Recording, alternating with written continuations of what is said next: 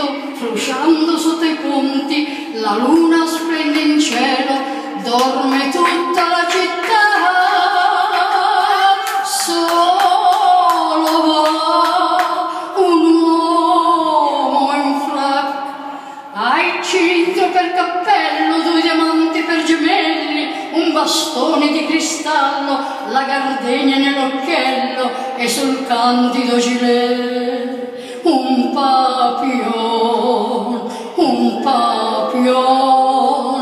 di seta blu s'avvicina lentamente con incedere elegante all'aspetto trasognato, malinconico ed assente, non si sa da dove viene né dove va, chi mai sarà